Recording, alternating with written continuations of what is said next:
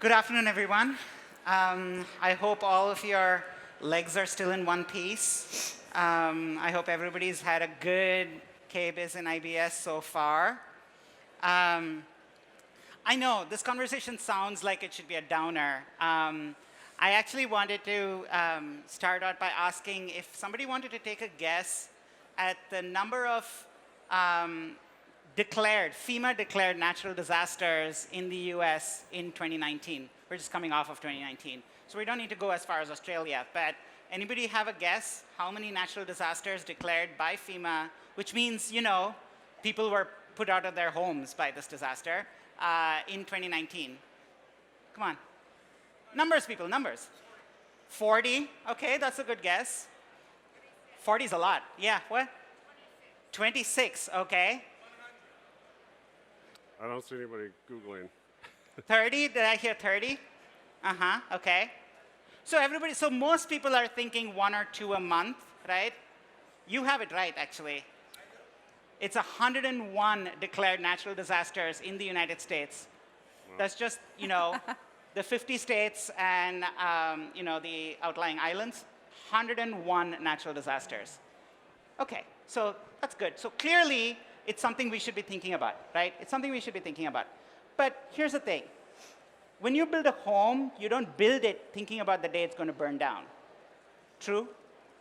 Right? I mean, nobody wants that juju around like their first home, like their forever home. That's not where your mind wants to be at, right? So I think today what we're going to do is talk about resilience and talk about good design, but talk about it not so much keeping in mind the 101 natural disasters that hit the US in 2019, but also just in terms of, just how resilient design is just good design. It's just good sense, right? It's just it's in many cases a return to responsible design and business practices, right? And so once we start thinking about resilience in that way, that's what the word resilience means, right? It means something that's done so well that it stands the test of time, right? That it's flexible, adaptable. It can, kind of deal with the bad things that happen, but also is there for you in the good times, right? So we're going to keep the good times and the bad times in mind as we talk today. I have a fantastic panel in front of me, but before you get to know them, we kind of want to get to know you guys. You thought numbers was the only thing you were going to scream at me? Okay, so I just want to put your hands up. How many folks here are interior designers? Okay, we have like 4 folks. Great, 5, 6, great. How many folks here are architects? No? Okay. How many folks here are contractors or in construction or building? Yeah, we have, great, wonderful. How many folks here are in development or are property owners or landlords? All right. Okay, we have a few folks there. How many people are in product manufacturing? A couple of folks. Okay, great. So we have a pretty good representation of the building industry here. How many folks here would say that residential design, either new home construction or home renovation, is the biggest part of what they do, no matter what kind of sector they're in? Okay. So, and commercial work? So folks, what do the rest of you do? Sorry, I'm kidding. You're all welcome. Okay, so we have a sense of who we're talking to, right? And now I'm going to get these folks to tell you who they are. We'll start with Laurie here. Laurie, tell us a little bit about yourself, but also tell us about, how can we in the design industry, and there's a diversity here, how can we start this conversation about resilience if we're not having that conversation already? Sure. So my name is Laurie March. I work in Southern California in the Los Angeles area. I'm a residential project manager, and more recently I do a lot of work with brands and really helping them to understand how homeowners make decisions and what drives the choices that they make in the marketplace. I think for me, first and foremost, resilience is a personal conversation. Many of us come to an understanding of resilience in something in our lives happening maybe you caught something on fire in the kitchen or your neighbor's house burned down. So you tend to understand resilience personally first. Maybe you're in a region that has hurricanes, so you grow up understanding that like this is a behavior that our family, this is how we keep safe in a hurricane. Personally, for me, I recently lost a home in a California wildfire. And the conversation gets really serious when you're standing in the ashes of something. It strikes you in a whole different way. So I think most people have an awareness of resilience, and I think all of us are pretty tapped into what's happening in the world, but it doesn't anchor itself in our lives necessarily until it becomes personal, I would argue. Right. I think, and that's true of so much of the due diligence we do in building systems, whether it's, fire safety or other things, you kind of have to see it from that personal point of view to care. Yeah. So how do we get people to care? Shannon, I'm going to bring you in on that. Tell us a little bit about your practice, as well as, sort of how have you started to have those conversations about resilience? How do you get people to care? How do you get people engaged in that conversation? Yes, so I'm also in Southern California, and we were recently, my practice is remodel and full furnish of architecturally significant or historic homes primarily. And so I'm constantly in contact with people who are looking at an older home and bringing it up to date in all things. So that's kind of a key position to be in. And like Laurie, I recently, our community in which I'm in leadership was very severely impacted by the Woolsey fire. So we lost about 1/3 of homes in our community. And because I'm in leadership there, it made me very close to each individual's needs and the various overall community steps that we can take. And as a build community, the steps that we can take together, sort of like how a hairdresser would check your head for moles to check for skin cancer, and then they'd say, oh, I saw something on your head, you should go get that checked out by the doctor. That happens now. I don't know if you've had it happen to you, but hairdressers, stylists are receiving training to do that. I feel like all of us in our industry are a point of contact that we can take steps to help communities and people bounce back from the things that can happen. So in our case, one of the things we could do is just say, hey, we're making significant changes to your home, and that has a value. We're upgrading the value of your home. You might want to check with your insurance agent if that value is covered by your coverage at this time, the additional value. So that's just one easy thing. Many, many people were underinsured, and that's causing them an enormous hurdle to getting back home, meaning the land that their home sat on. So that would be an important step to increasing resilience. And it's a way to get people to think about caring, but still being excited about what they're doing to their home. Definitely. Right, absolutely. Insurance is so important. I mean, I know, you didn't think you were coming to a design panel and talking about insurance, but insurance is such an important thing, not just from the fact of, whether you're insured enough or, you're covered enough by your insurance company, but also insurance companies have a really interesting way of thinking about risk, right? And they have a really interesting way of thinking about disasters. And we in the build community need to start understanding that way of thinking, right? It's like when you insure something, you're insuring it essentially against its loss, really, if you think about it, right? And so it's a way of thinking about value. How much would it cost me if I lose this thing, right? And so we don't think about that when we think about our homes, right? And increasingly, it's 101 events, guys, across the United States. I'm not kidding. 101 events that put people out of their homes, right? And when we're talking about that scale, it's coming to a neighborhood near you pretty soon, right? And so we need to be prepared.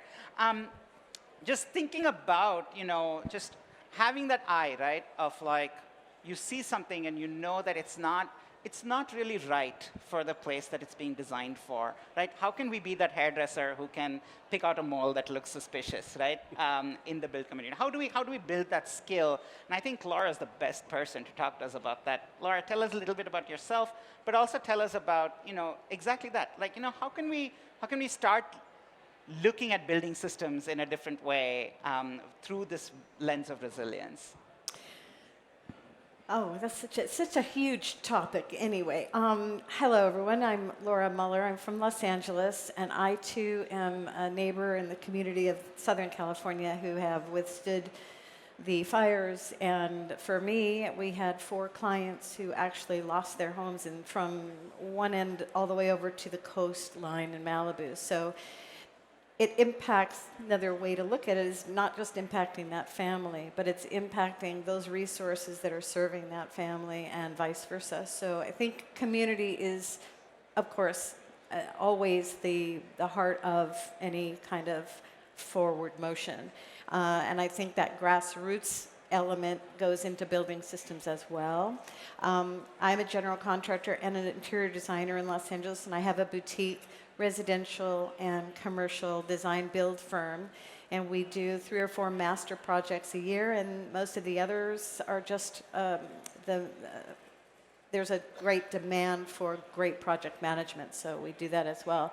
I would have to say, as far as taking resilience into building systems, I think we have to stop thinking short term.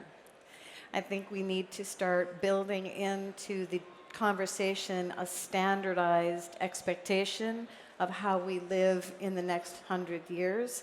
And you can't change it overnight, so you have to change it a little bit at a time. The only people that are going to change that are in this building right now. So thinking about building systems that are more modular and more flexible, that can be reused in 5 to 10 years, that have more modular bones, for lack of a better term.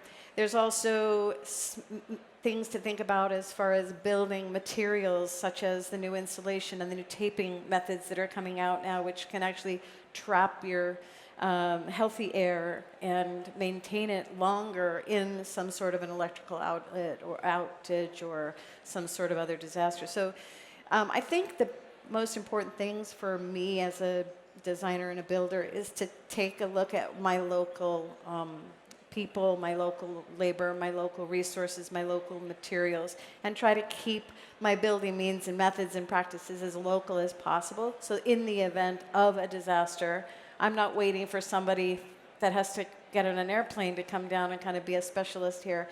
And I think that builds community, it builds trust, it builds, it's just a better brand for our country to start thinking about those kinds of things. And then for me, that also goes back into trying to develop systems in our educational system that supports us who, there's such a wide distance between some of the new contractors that are coming out without having gone to shop in high school and apprenticed in, the local trades markets, right? Sorry, my bad.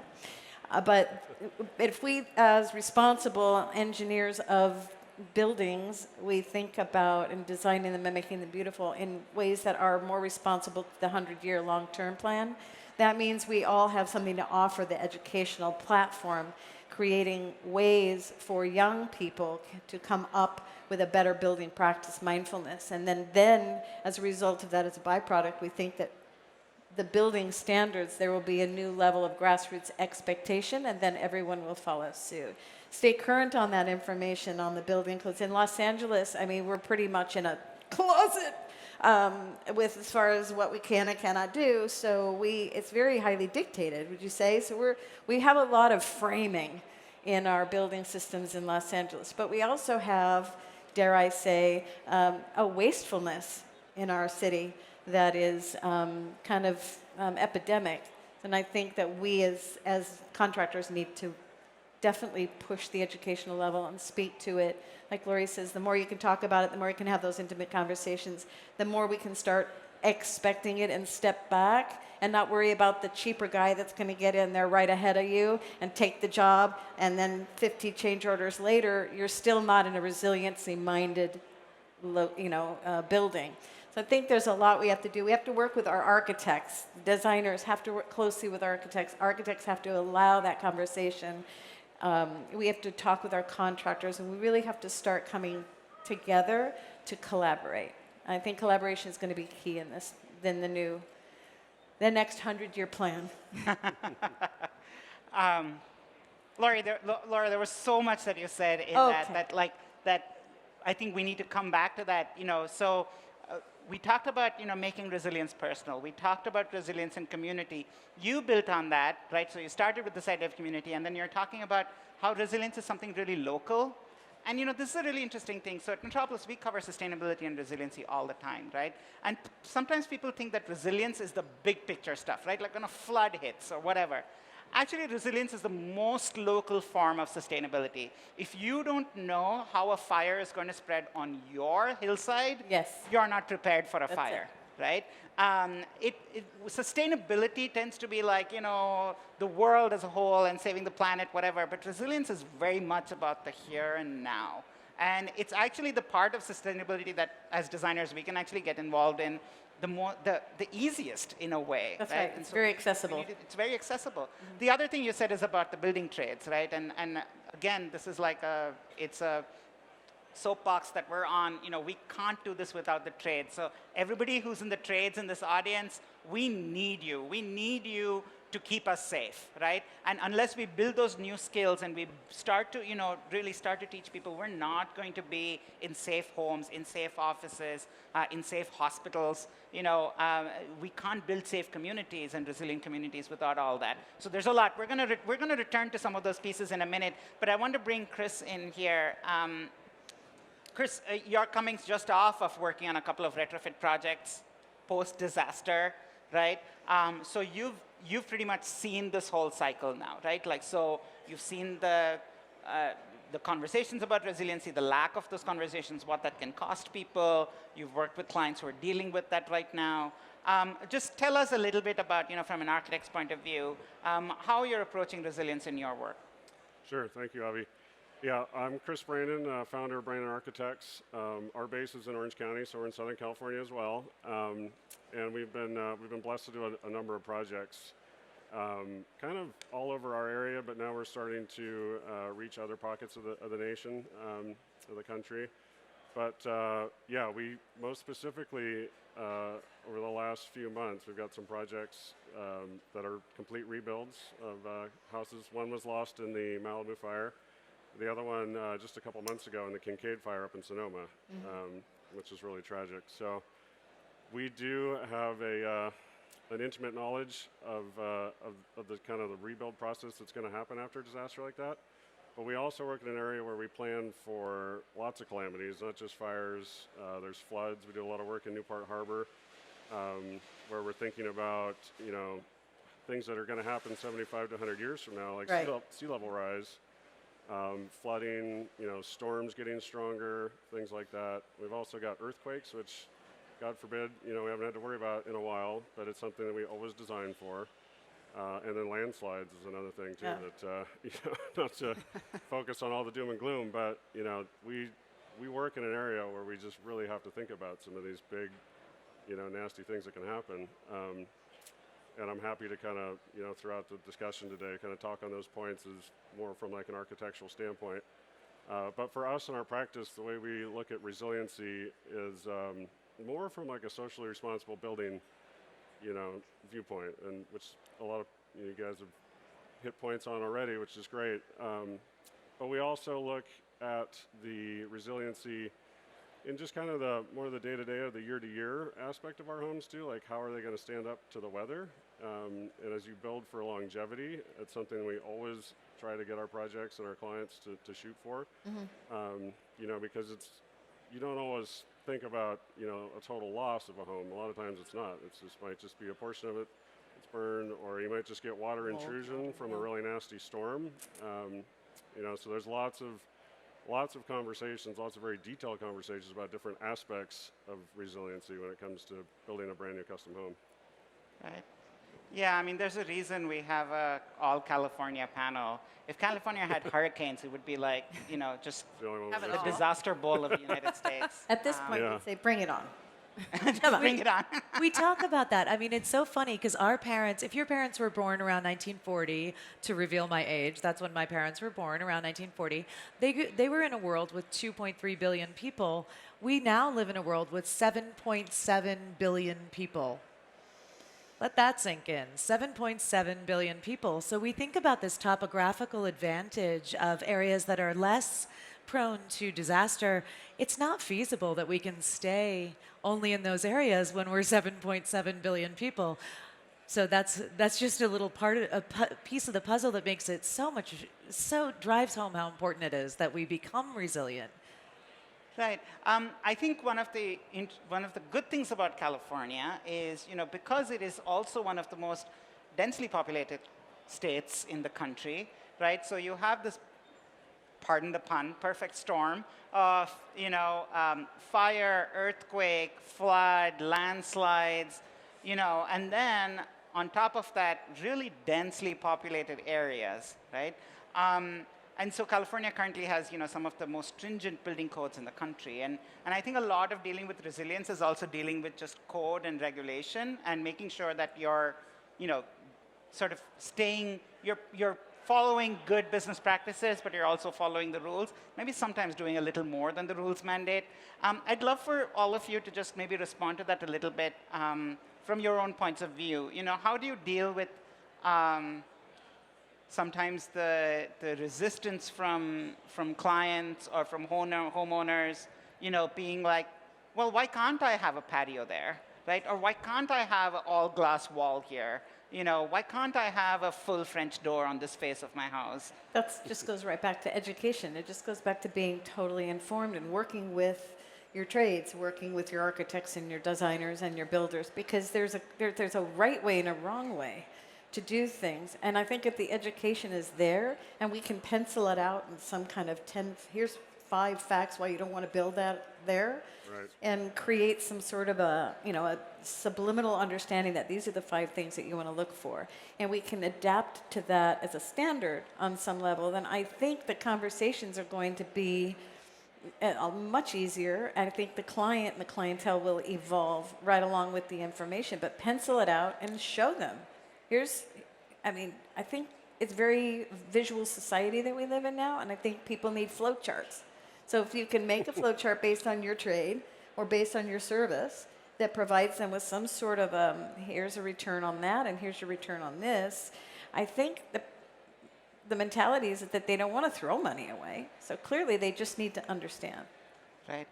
Yeah, and I think codes are great. They sort of give us a level playing field. Totally. But it's important to remember that they're the low bar, right? Like they're the standards that we all have to rise to. But we really try to understand the spirit of the way the codes are written, so that we can do things kind of above and beyond that. They're sometimes they're pushed on us or forced on us, but they're always kind of trying to elevate the overall design and the intent of those. And when you start thinking about some of the disaster-related codes, like the California is great, that we're pretty sophisticated and we've come up with some great things. Pages and pages. I don't want to bore anybody, but the Chapter 7A, we deal with that a lot as architects. It's basically what are we going to do on the outside of this home to prevent it from catching fire in a wildfire? And it's pages and pages of great information. But walking a client through the spirit of that code and really why they can't choose certain materials, building materials, have a certain kind of roof on the home. You can really kind of drive it home in more simplistic terms so that they can understand. That's important. Yeah, we've all been there. I feel like it can be really hard to have a you can't do this conversation with somebody, right? It just in general, right? That's just the toughest conversations we have as professionals. Laurie, can you give us a pointer on that, maybe? How do we frame those conversations with people? I feel like for me, I like to think about the sort of Maslow hierarchy of needs in your clients, right? So like, are you solving an emergency when you're working on a house? Like, has something burned down?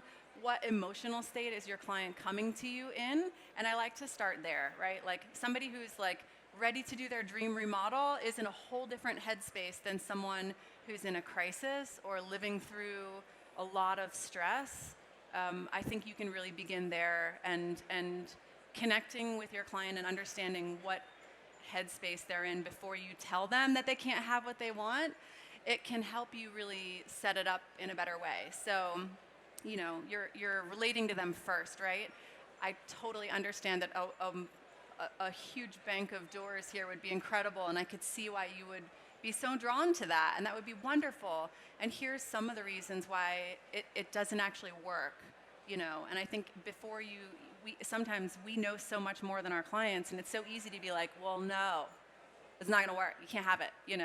And nobody wants to hear that. Nobody wants to hear that. But if you can identify their emotional state, are they like, this is a fulfilling dream project for your client? Well, they're in a wonderful place, and they're going to be even more annoying to deal with because they want everything, right? Top of the hierarchy, they want everything. But when somebody's in crisis, sometimes it's a little bit easier to just say, hey, I hear you, I understand, and here's how we can plan the right things for you, but I don't want you to be in trouble later because this won't work. So. Laurie, you just make such a great point about the fact that you just proved the fact that why interior designers have to be educated on the materials and the longevity of the joinery and how things are going together construction-wise. More than just it's going to look a certain way, but how is that going to operate? And the only way we can do that is to look it up and figure it out. Yeah, I mean, interior designers, I think, I know there's few interior designers in this audience, but almost everybody works with an interior designer at some point, right? And interior designers are really that battlefront, if you want to talk about it in that way, just because they deal one-on-one with people's lives, right? They're dealing one-on-one with somebody's life, right? And that's why you started us off, on something so personal. I think that's really important to note. Shannon, by the way, there was a really dramatic picture there of the hillside around your home on fire. It's true. The homes around us all burned down. It was very, very tragic. Oh my But the God. people are okay. We didn't have any loss of life in that area, so That's that was crazy. I wanted to bring you in because so much of your practice is in renovation, right? So you're dealing with so it's fine to build a flood-proof home if you're starting from scratch, but if you're dealing with a 50, 60, 80, 100-year-old building, that can be a challenge too. And so much of our business, we know the renovation industry in the US is growing, it's still growing, it's going strong, it's growing by leaps and bounds. We're not going to stop renovating anytime soon. So how do we bring resilience into the renovation industry? I love that question. I'm so glad that you asked me that. So I live in this area that has these wooden cabins, right, in the mountains of Malibu. And then also a lot of Malibu has wooden cabins and stucco homes with fabulous landscaping all around them. And I think, again, it's literally about every single professional that clients come into contact with on their path in their renovation are being cognizant of the fact that this is being sold in a high fire severity area. This is just fire. But the same goes for wood floors in a basement in a hurricane area, right? And by the way, I'm the person who wants all these things. I want outdoor drapes. I want to put wood floors in my mother's house and a paneled library in, Hurricane, Massachusetts. It should literally be called that. I want to do those things. But the experience and the knowledge tells me better. So we all have, when we have our different points of contact, the ability to say, oh, have you considered? So I recently got to work on a Spanish home in Malibu that someone had done a fairly responsible landscape design on before, because there's nothing flammable for 30 feet. It's perfectly done. And it's a different look. And I think Laurie has some thoughts about that. But things like boxing the eaves in the remodel if you're addressing the roof, and things like limiting things that are combustible right around a home and making sure that you're not putting a planter right up against a wood wall. These are the things that save homes. And then also maintenance, making sure your clients are aware of what kind of maintenance, whatever you have to offer them, is going to require. It's very important. Our house had been freshly painted, and we also happen to have Ipe. I know it's not popular for all the reasons in sustainability conversations, but it is fire-rated wood. So we had decking made of Ipe, and that probably helped our house survive.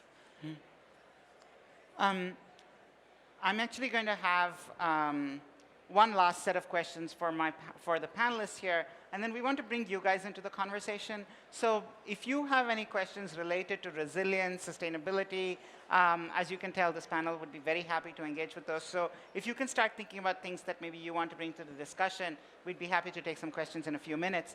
But before we go there, we're here at the Builder Show and the Kitchen and Bath Show, okay? And I just want to talk about kitchens and baths for a second. Kitchens and baths are, people spend a lot on kitchens and baths now. Per square foot, people spend more on kitchens and baths than they do on almost any other part of the home. And so how do we start to bring some resilient thinking into those areas? Because kitchens and baths also are places where pretty much the plumbing is coming in, the electricity is coming in, the heating is coming in. I mean, that's a spot where there's so much happening in the back end of the home as well. So just thoughts on kitchens and baths and resilience, if you can. Well, I think anytime, California, we have very restrictive codes on water flow. So, but there are now new codes with water capture and, setbacks and how you drain. And so there's a lot of things that we're learning every 3-4 months. We learn something new about how to capture and upcycle or repurpose. So I think they're, sorry. Yeah. Yeah, I think that the kitchens are sort of like a little epicenter of the home where, like you're saying, a lot of these systems are coming together. And when we think about the systems, we do have to kind of consider the whole home.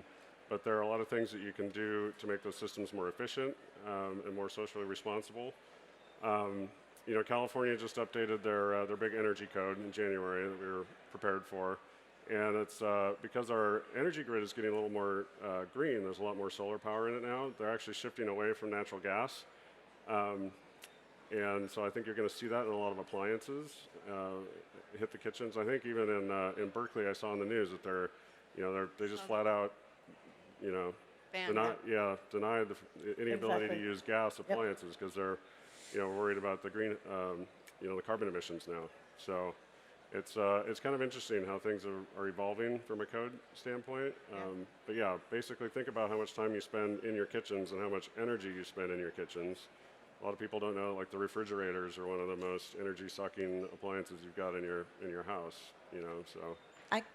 I go right back to the insurance piece because when clients are spending money, so if you're selling a client an $80,000 appliance package, you might think to say, hey, check your insurance coverage, make sure you're covered for this big addition to your home you're doing.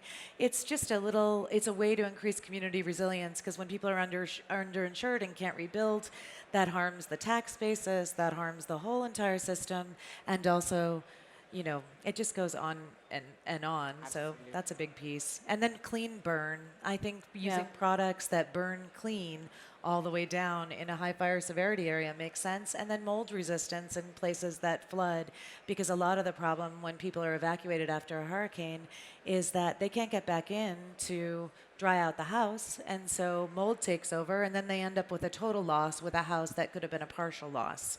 So that would increase community resilience as well, interior materials choices. I think too in the kitchen and bath, resilience can be so small, right? It can be a leak detection device. I was just looking the other day, this tech has come so far. It's like $300 to add one, This is such a tiny little thing you can do. So even if somebody's coming to you to do a pretty makeover of a kitchen, it's not even that deep of a remodel, you can still have a really important conversation about air quality, about leak detection. To me too, carbon monoxide detectors in the home and smoke detectors and just that, all of that has come so far, and they're tiny little conversations. But every time somebody experiences the carbon monoxide detector going off, well, crap, they know so much more now. And this person is then more aware going into the next conversation. So I do think it's little bite-sized nibbles, and then you don't have to boil the ocean and solve all of our crises at once, but you do feel really confident that if your house has a leak, you're going to know how to shut it off and what to do. Right. Yeah. Yeah, how you interface with the home. I was just going to interject a little story, but I had a client over the holidays, really tragic loss to his basement level in his home. It's a brand new home. He got to live in it for about 6 weeks. Beautiful home, and they had a leak on the inside. It's these houses are getting so complicated. There's so many different systems. It happened to just be a very small accident with the radiant heating floor system. But he went out of town, and he was gone for 6 days, and it probably happened like an hour after he left the house. But if he would have had a very simple leak detection system to alert, his builder or somebody, he could have saved a lot of heartache because he had about 6 inches of standing water in his basement. For the whole 6 days he was gone on vacation, and then Oh, that's terrible. yeah, and then you do have to think about the mold, the remediation, so like yeah. something that could have been solved quickly. But we do have a lot of clients. It's like a second home for them in certain areas too, especially in fire-prone areas like Sonoma and the country. So. It's back to what you said too about. Oh well, now I lost it. I don't know. But I was going to say too, it was so important. based on all this, that technology we can use it to assist us in resiliency. Even though I was just speaking to somebody in another booth asking about how much is emitted from this, having this keypad in every room and having it on your phone, and what kind of privacy and security we have, and how does that build into the resiliency plan. But I do think that detection systems on any level, you have to pick your battles. Would you rather not have your house burned down or somebody in? We do so many preventative things that technology is just going to adapt to that too. So as designers, that's just part of the conversation now, and it's becoming more standard. Right. I mean, in the last 2 years, I haven't done a space that didn't have the technology and the you could talk to your phone and you talk to the wall and it'll turn on the shower, and then what's more private than the other, and what are those laws about? It's such a huge topic, but I do think that technology is going to be a big subject in the next moving forward, and it's going to be move resiliency forward in some way. I remembered it. Absolutely. Yeah. I was getting back to the part about how we are each other's resilience. So a lot of the hurricane affected area designers that I spoke to before this panel told me that one big thing that they worry about is their clients' ability to bring things that can become projectiles, death projectiles, furniture. So they say, all right, well, here's my client. They're over 65. They're not here all the time, and I'm selling them this furniture to be outside. Is it light enough? If there's no help, because everyone in that whole area knows that a hurricane is coming, how are you going to call someone and hire them to bring that furniture into that garage, right? So they have to think about, they're going to sell them furniture that's lighter, just as in our high fire severity zone, we're going to sell less likely to burn furniture, or furniture that won't catch an ember, and et cetera, et cetera. So we help each other's homes not burn. We increase each other's safety by our thought into who is this client that I'm interfacing with right now, and where do they live, and what is the true depth of their need. I think, too, the confidence of knowing how to use your own home. So as a designer or a builder, when you hand the keys to that homeowner, there's a couple of quick questions. Hey, is there a fire extinguisher in the house? Do you know how to use it?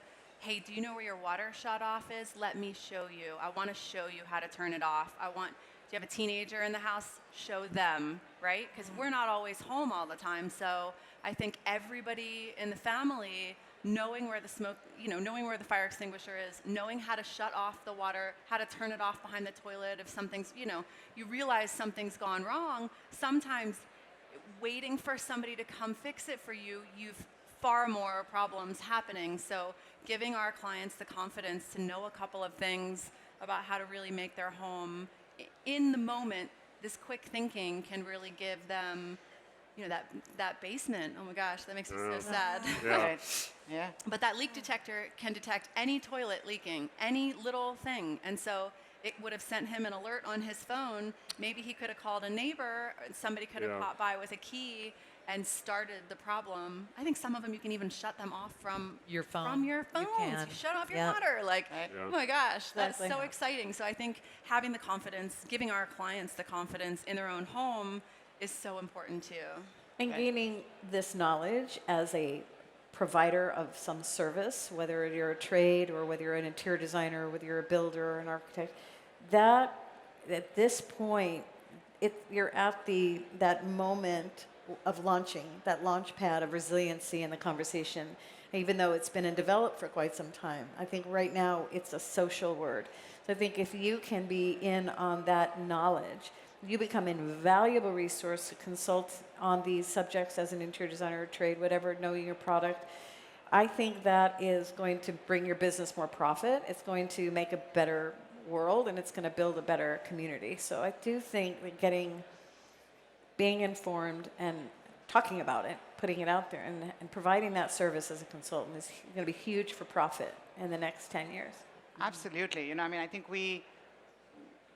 to reiterate, some things that all of you have said, first of all, on the technology piece, the cover of next month's Metropolis is actually a post-occupancy device that was developed by an architecture firm where they developed one sensor box that can detect 7 different interior design criteria, so air quality, carbon monoxide, temperature, so on and so forth. And they built it themselves. They're using it in their projects. They've released the plans open source. So there's a lot of things that people are doing to bring down the energy costs of the technology, to your point. Yeah. But at the same time, make it simpler to use and make it kind of, foolproof. So that's happening all the time. So a simple thing like that, like bringing in the technology into your home, can be huge. But also being each other's point of resilience, right? So acting in good faith for the community you're in, there's nothing to replace that, right? You have to act in good faith. If we don't all act in good faith, we're kind of giving up our professional responsibility in the first place, And if you're an architect, I mean, you've signed to the AIA Code of Ethics. If you're an interior designer, the ASID or IADA have their own codes of ethics. If you're a builder or a contractor, you're bound by code to have certain conversations. So have those conversations, right? That's important. Love that. And I think the important thing is that we all need to be that resource. We need to be that first point of contact. If we all start to educate ourselves and have those conversations with people, we're paying it forward. Because we're talking about design saving lives with resilience, but it also saves money, as you said. And the planet. that can be a good motivator. Everybody wants to save money, even if they they don't want to think forward to the planet or to the community and so on and so forth. So. We're ready for some questions or comments or suggestions from you guys. Anybody want to engage in a discussion, say anything at all, please, this is your time to jump in. Just put your hand up and we'll respond to anything that you have to say. We did so good. Look, they have no questions. I know they know all about Like it. lunchtime. That too. Maybe they're all asleep. I do have some, I have a last set of pointers from these folks, but anybody would like to comment, or we'll keep going and then you can jump in whenever you feel comfortable. Anyone? So It was the chair. it was a chair. Just we've had a really great audience patiently listening to us. If anybody in this audience had to go, if somebody's interested in getting more involved with resilience, what would be a good first step for them? Maybe let's start there, and then if you guys want to react to that and say, that's nonsense, please jump in. Okay? Go ahead. Who'd like to start? I can start. I mean, maybe just from the architectural standpoint again.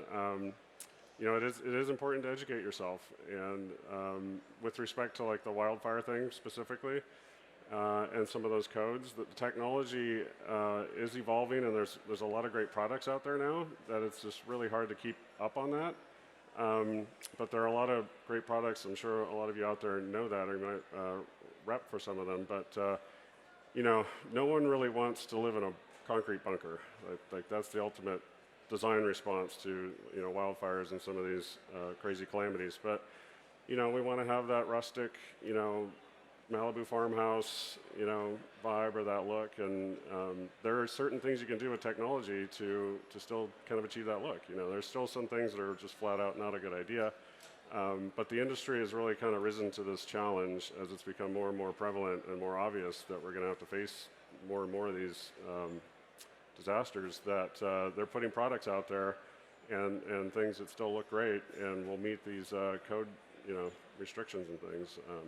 But like I said, it's always important to really understand not just the letter of the code, but what the intent is. So sometimes putting like a wood planter next to the home after the whole thing, and the inspector signs off on it, and it's all perfect, but you attach that cute little wood trellis or something at the end of the job.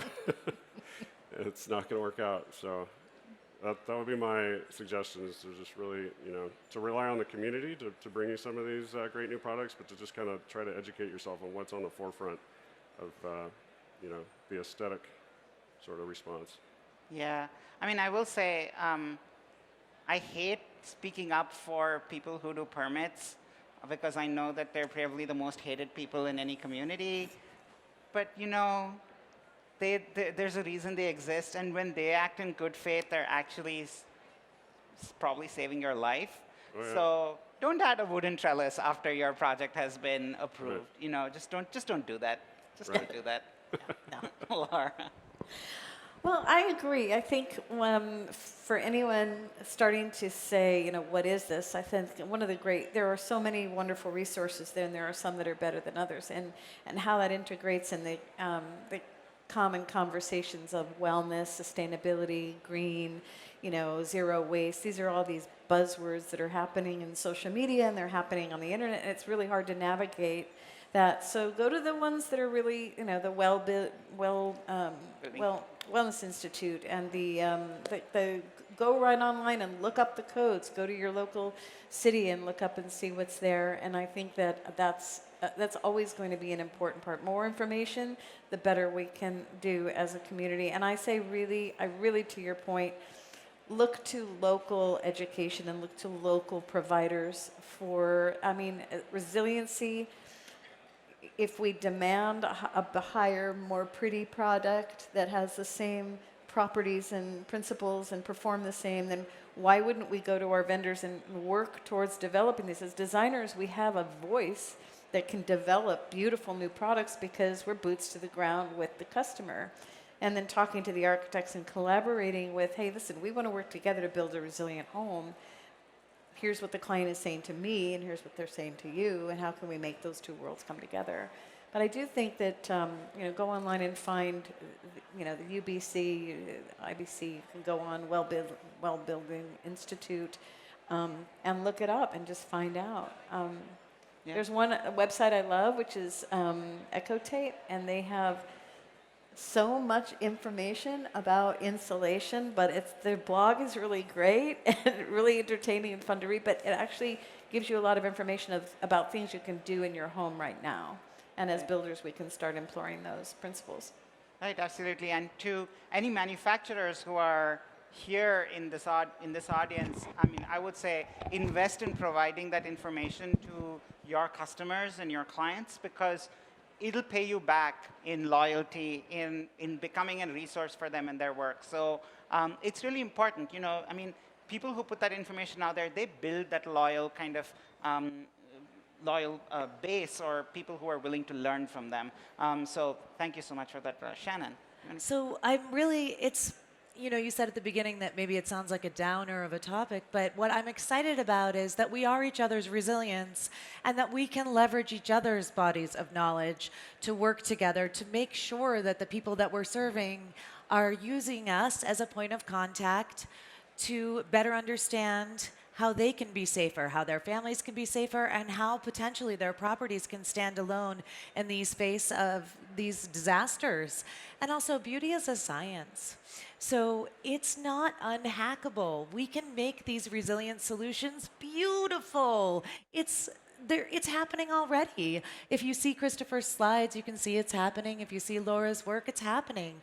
Already there are gorgeous solutions on the strongest houses that are built for their environment with a lot of thought and care put in, and certainly to meet the minimum standard of our local codes.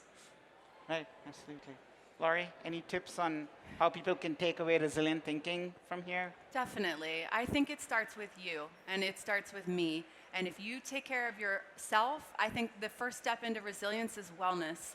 If you get your own inventory done at your house, how many of you guys have ever inventoried your house? Anybody? Guys, I'm so proud of you. This is so important. If something happens in your region, you are the first person that your clients are going to reach out to if you're in the trades. So if you take care of your own self, take care of your own business, make sure your insurance is updated, take care of your own home, then you are going to be in a great position if something happens in your region that you can take care of your clients and your community. So I think it truly does begin with You also learn so much as you go through it. Updating your insurance, well, everything you went through, you can explain it to your client, right? When you do these things, it goes forward with you. So I think if you start with you, that's how to me, I think that's the beginning of all resilience for design and building. Absolutely. I'm gonna open up one last time. If anybody else wants to jump in or ask a question of the panel, we're open to take comments or suggestions or questions from you guys. So if anybody wants to jump in, yeah, go ahead.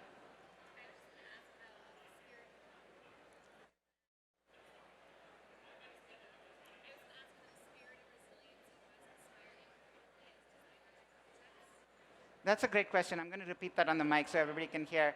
She asked, how has the spirit of resiliency inspired you creatively as architects and designers? So how does something like resilience, which we started out saying is a bit of a downer, how can it be an impetus for more creative work? Thank you for that question. Can I just say, That's in great. historic remodel, that was a major mind bender for me after having seen what happened. So there hadn't been a wildfire in that area for 95 years, and a lot of those historic homes were lost, and it really put a humongous pressure on me to study the beauty science and figure out how am I going to help every other house I get to touch around here, how am I going to help that not happen? How am I going to help that not happen going forward? And for a minute there, I was like, can I even continue in historic renovation? And the answer was yes, but there was a lot of very focused thought and very focused research on how am I going to help that survive. I'm glad you asked that. Thank you for that question. For me, it's just about I'm inspired by the idea of longevity. I'm inspired of the legacy of that, and so I think the spirit of resiliency comes down to what I do in my consulting work, which is work with mental illness in youth in the homes and trying to help manifest a healthier home in that respect. So that was my conduit to get to resiliency as in building materials. So, but resiliency is a mindset, and I think it's a word that's just so huge that we tend to try to find the tail of the kite. We try to find what does it really mean? But it means something different for everybody. But I think being strong in the face of adversity or in the face of any kind of weather or the face of any kind of loss is always a good thing. And I think if you look that spirit of standing up to with the purpose of creating longevity and a legacy, that's what inspires my work. That makes it thoughtful. I would kind of chime in on that too. Thank you for the question. That's my beautiful wife down there keeping the conversation going. So, yeah, I mean, for us, resiliency, the social responsible, aspect of what we do as designers, it is important to think about how the home's gonna look and operate in 50 years or 70 years or 100 years is really what kind of we think of when we design these homes. So a lot of it has to do with the building materials. Something's happening to my mic, but there it is.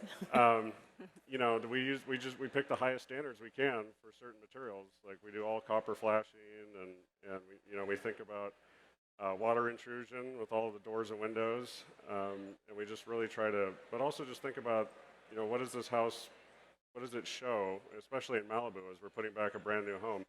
What does it say about an area that's obviously very prone to wildfires?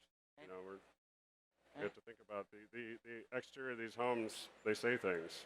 We have to think about that. Do we have anything else from anybody? Any comments, suggestions, questions?